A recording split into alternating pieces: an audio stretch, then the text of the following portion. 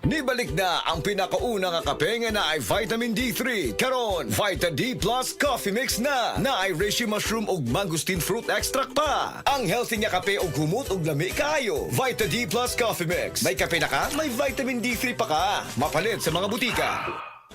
Day andak, nganong masulubon man kanang naong nimo? Naluhoy manggug ko ni Lolo, Papa Rans. Mitukar na po dang yung hubak ko gayoma. Mitaas pag yun ang yung blood sugar. Lakaw dayon ngadto sa butika. Pagpalit dayon og Biotrof herbal capsules, sigurado kung dako kinigi katabang para mahupay ang gipamatay nga balatian sa imong lolo. Tungod kay ang Biotrof bantugan na kaayong makaalim sa mga nagkalain-laing suliran sa panglawas sud na sa dugayng panahon. Papa Rans, okay na kaya kong Lolo. Salamat kayo sa Biotrof Herbal Capsules, the Wonder Food Supplement. Biotrof herbal capsules, mapalit sa mga butika nga naa sa inyong dapit. Nakakaproblema sa paglibang? Mag-inom sa Super Fiber, the fast-acting colon cleansing product approved by the FDA Philippines. Garantisado nga epektibo. Sa duhang tudbalo ka oras, imo na mapagawas ang higko nga makahatag og basta utan ug makamatay nga sakit. Ang hugaw nga colon, ang una nga silent killer. Death begins in the colon. Mag Super Fiber. Mas makita na atong mayong resulta kung ato ubanon sa pag-inom ang Life Extension Vitamin D3 kag Super Fiber. Para sa himsog kag maayong digestion, mag-inom kada adlaw sang Super Fiber. Mapalit sa mga butika. Pabalik-balik na butas. Paulit-ulit ang tagas. Itigil na, sobra na. Itigil na ang diskarteng tapal-tapal. Ilastusin mo yan, tagal, tibay, tag-init o tag-ulan. Tibay na tumatagal. Yan ang Pioneer Elastosil. Tagal, tibay, tag-init o tag-ulan. Elastosil mo yan. The original Koi Herbal Capsule. Ako di ay si Malu Tundag, taga Barangay Lorega. So ang tig-inuman yun aning koy kay ang akong mama o ang akong bana. Kay para magud nila mas lagsik sila sa pang-adlaw-adlaw nga pambuhaton. Especially akong mama senior na rin akong bana kay trabaho siya taga-adlaw. Mas nindot ilang pamati kung makainom sila koy. Then at the same time, ang ilahang dugo, maintain ra siya. Dili siya yung ma-high blood niya. Di pud siya maka-feel nga mura kay diabetic sila. Kung ano gid ang iyahang kanang pamati sa koy, mas lagsik yun siya. So di man sila maintenance pero supplement gid siya para sa maayong panglawas. Wala sila nanumog ko ba? Sa may mga pamati na nila. The usual nga bugat ilang lawas sa tungod sa pag-adlaw-adlaw nga kuan din kanang sa katigwango na pud sa mga senior kanang mga bukog-bukog. Mas nindot gud kung makainom sila og koy na product. Daghang salamat sa the original Koi Herbal Capsule. The original Koi Herbal Capsule. Oras, gihatod kaninyo sa EXL Magkabuhay. Buhay at makulay ang buhay sa EXL Magkabuhay. Mga kapanyawan, si Leonora Santos, diabetes. Miinom sa Sed Panyawan Coffee Mix. Ang sugar ko minsan 200 sa umaga. To something 180, nagre-range sa ganyan. Pero nito pong nagpapanyawan coffee na ako, ang baba po 134. Minemaintain ko po yung panyawan coffee. Hindi na po tumataas ng ganong kataas. Ako po yung si Mrs. Leonora Santos. Dito po ako sa Pasig, Metro Manila. 69 years old. Basta tatak Sed Marketing, tatak kining magaling. Pag kayo'y nabasagan, madaling remedyohan. Pagkatapos dikitan, parang bago na naman. Pioneer Epoxy, pandikit ng kristal, kahoy at bakal, pang-repair ng radiator, tambucho, refrigerator, martilyo, kutsilyo, tipo, araro, gero, aparador, pampatibay ng bangka, kisame, etc. Pioneer Epoxy, paborito ng bayan. Sa mga workaholic, epektibo ang atong Paragis Bila-Bila Herbal Coffee. Sama na lang ni Roland De La Cruz, nga taga Mati, Davao. Roland de la Cruz, sa Purok Isla, Barangay Central. Porok President.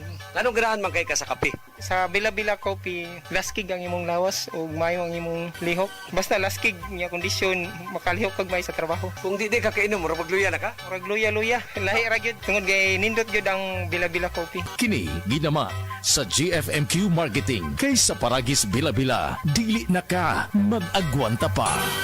Ako si Radyoman Benji Tanghian. Kining balita hatod kanato sa Paragis Bila-Bila Herbal Capsule na ilhan isip herbal nga kapsula nga makatabang og daghang benepisyo sa kalawasan. Mao kini ang all-in-one nga herbal. Makahatag og kaayuhan sa ato ang mga selula sa lawas, makatarong sa nindot nga flow og limpyuhan ang imuhang dugo nga modagkayday sa ato ang kasing-kasing. Ug karon sa atong balita. Hingpit na nga gibuksan sa Land Transportation Office kon LTO Central Visayas ang Road Safety Month 2025 celebration. Inabagan sa Road Safety Pledge og Motorcade sa South Road Properties kon SRP nitong Lunes sa buntag. Si LTO 7 Regional Director Glenn Galario mao'y nangulo sa maong kalihukan, lakip ang mga representante sa nagkalain-lain nga ahensya sa gobyerno. Sa mensahe ni Director Galario, iyang gipahinumduman ang publiko nga ang road safety dili lang sa responsibilidad apan usa-usab kini ka commitment. Dugang sa direktor nga ang ahensya uban ang law enforcement, road safety advocates, transport group, civil society ug private sector sa Central Visayas nagatiman sa kultura sa disiplina, respeto ug shared responsibility sa kadalanan. Si LTFRB 7 Regional Director Eduardo Montealto Jr. mibutyag usab kabahin sa paghatag og safety tips sa mga drivers aron malikayan ang disgrasya. Ug ang maong kalihukan mahuman kini unya sa adlong Biyernes, pizza 23 karong bulana. Kadtong balita hatod kanato sa Paragis Bila-Bila Herbal Capsule. Alang sa kumpleto nga kombinasyon, gamita lang ang Paragis Bila-Bila Plus Herbal Capsule. Paragis Bila-Bila Herbal Capsule na uban sa pagpangapi sa Paragis Bila-Bila Herbal Coffee ug ang pagpanghaplas sa Paragis Bila-Bila Liniment Oil. Gama sa GFMQ Marketing sa Paragis Bila-Bila dili na ka mag-agwanta pa. Sa dugang kasayuran tawag lang sa 0935-641-0261. Ang Paragis Bila-Bila mapalit sa Diding's Pharmacy sa Manalili Street, Cebu City, Bestway Pharmacy sa Mandawi City, Healthway Pharmacy, JV Butika sa Cebu, Mandawi, Liloan ug Osmeña Boulevard. Mapalit usab sa JY Pharmacy sa 32 Osmeña Building, Osmeña Boulevard, Cebu City. Ako si Radyoman Benji Tanghian, DYHP Tatak RMN. Ang University of San Carlos kasamtangang nanawat na sa kadtong buot magpa-enroll para sa primerong hugna sa school year 2025-2026. Adto na ta sa institusyon di inaay dakong balor ang pag-eskwela nga naay misyon. Apil na sa Carolinian Community. Enroll sa USC. Para sa dugang impormasyon, palihog lang og bisita sa usc.edu.ph. I-click lang ang admission guidelines. Ang klase magsugod sa umaabot nga ika-11 sa bulan sa Agosto tuig 2025. SED pagmatuod sa kaayuhan sa SED Marketing Products. 2022 nagpa-laboratory ko sa ako ang blood chemistry. So ang ako na lang limintin katong panyawan capsule with garlic o katong panyawan plus. Nakita dito sa result nga ingbaba siya ang tanan akong blood chem nako. Ako si Joe Irenio, ako nagtrabaho diri sa LGU Magsaysay, Davao del Sur. Pagbasa sa ikasyam na kabanata ng aklat ni Juan, pinagaling ni Jesus ang isang bulag, talata 1-41. Sa paglalakad ni Jesus, nakita niya ang isang lalaking ipinanganak na bulag. Tinanong siya ng kanyang mga alagad, "Guro, sino po ang nagkasala at ipinanganak na bulag ang lalaking ito? Siya ba o ang kanyang mga magulang?" Sumagot si Jesus, "Ipinanganak siyang bulag hindi dahil sa nagkasala siya o ang kanyang mga magulang, kundi upang mahayag ang kapangyarihan ng Diyos sa pamamagitan niya. Kailangan gawin natin ang mga ipinapagawa ng nagsugo sa akin habang maaga pa. Malapit na ang gabi at wala nang makakagawa pagsapit niyon. Habang ako'y nasa sanlibutan, ako ang ilaw ng sanlibutan." Pagkasabi nito, dumura si Jesus sa lupa at gumawa ng putik. Pagkatapos ipinahid niya ito sa mata ng bulag. Sinabi ni Jesus sa bulag, "Pumunta ka sa deposito ng tubig sa silo at maghilamos ka roon." Ang kahulugan ng salitang silo ay sinugo. Ganon nga ang ginawa ng bulag at nang magbalik siya ay nakakakita na. Nagsalita ang mga kapitbahay niya at ang mga nakakita sa kanya nung siya'y namamalimos pa. "Hindi ba yan ang pulubing bulag?" Sumagot ang ilan. "Yan nga," sabi naman ng iba. "Hindi, kamukha lang." Kaya't nagsalita pa ang dating bulag, "Ako nga po yun." "Paano ka nakakita?" tanong nila. Sumagot siya, "Ang lalaking tinatawag na Jesus ay gumawa ng putik at ipinahid yon sa aking mga mata. Pagkatapos sinabi niya sa akin, pumunta ka sa silo at maghilamos. Pumunta nga ako doon at naghilamos at nakakita na ako." "Nasaan siya?" tanong nila sa kanya. "Hindi ko alam," sagot niya. Dinala ng mga tao sa mga Pariseo ang dating bulag dahil araw ng pamamahinga ng gumawa si Jesus ng putik at nang pinagaling niya ang bulag. Tinanong din siya ng mga Pariseo kung paano siya nakakita kaya't sinabi niya sa kanila, "Pinahiran niya ako ng putik sa aking mga mata. Ako'y pinaghilamos at ngayon nakakakita na ako." Ang sabi ng ilang Pariseo, "Di maaaring mula sa Diyos ang taong yon sapagkat hindi niya ipinapangili ng araw ng pamamahinga." Ngunit sinabi naman ng iba, "Paano makakagawa ng ganitong mga himala ang isang makasalanan?" At hindi sila magkaisa. Kaya tinanong nilang muli ang dating bulag, "At ikaw, ano naman ang masasabi mo tungkol sa kanya? Dahil pinagaling niya ang iyong mga mata." "Isa siyang propeta," sagot niya. Ayaw maniwala ng mga Hudyo na siya'y talagang dating bulag kaya't ipinatawag nila ang kanyang mga magulang. "Anak nga ba ninyo ito? Talaga bang siya ipinanganak na bulag? Bakit nakakakita na siya ngayon?" tanong nila. Sumagot ang kanyang mga magulang, "Anak nga namin siya at siya ipinanganak ngang bulag. Ngunit hindi po namin alam kung bakit nakakakita na siya ngayon o kung sino ang nagpagaling sa kanya. Siya na po ang tanungin niyo. May sapat na gulang siya at nakakapagsalita na para sa kanyang sarili." Ganon nga ang sinabi ng kanyang mga magulang dahil takot sila sa mga Hudyo. Alam nilang pinagkakaisa ng mga Hudyo na itiwalag sa sinagoga ang sino mang magpahayag na si Jesus ang Kristo. Ito ang dahilan kung bakit sinabi ng kanyang mga magulang siya'y nasa tamang gulang na siya ang tanungin niyo. Muli nilang ipinatawag ang dating bulag at sinabi sa kanya, "Sa pangalan ng Diyos, magsabi ka ng totoo. Alam namin ang taong yon ay makasalanan." Sumagot siya, "Hindi ko po alam kung siya'y masamang tao o hindi. Isang bagay po ang alam ko. Ako'y dating bulag, subalit ngayon ay nakakakita na." "Anong ginawa niya sa'yo? Paano niya pinagaling ang inyong mga mata?"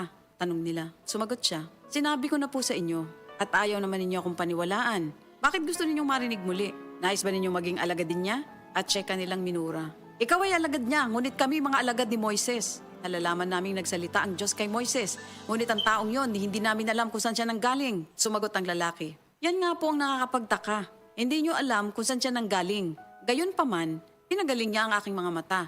Alam nating hindi pinapakinggan ng Diyos ang mga makasalanan, ngunit pinapakinggan niya ang mga tunay na sumasamba sa Kanya at sumusunod sa Kanyang kalooban. Noon pa man ay walang makapagpagaling ng mata ng taong ipinanganak na bulag. Wala pong magagawa ang taong yon kung siya hindi mula sa Diyos." Sumagot sila, "Ipinanganak ang makasalanan at ngayon nais mo pa kaming turuan?"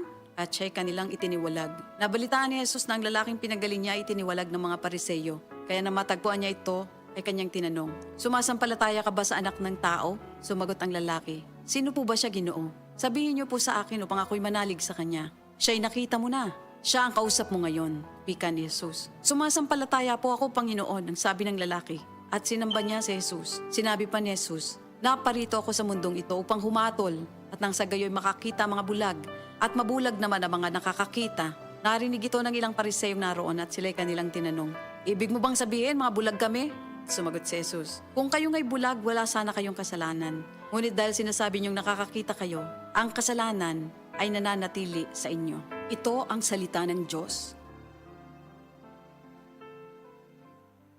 Kalami magkape, pero dapat good ang kape nimo healthy. Parehasan ning Vita D Plus Coffee Mix. Nibalik na ang imong paborito nga pinakauna nga kape nga na ay vitamin D3, reishi mushroom ug mangosteen fruit extract. Aromatic na ug lami pa. Pwede jud ni siya sa mga naay diabetes. Vita D Plus Coffee Mix. May kape na ka? Na ay vitamin D3 pa ka.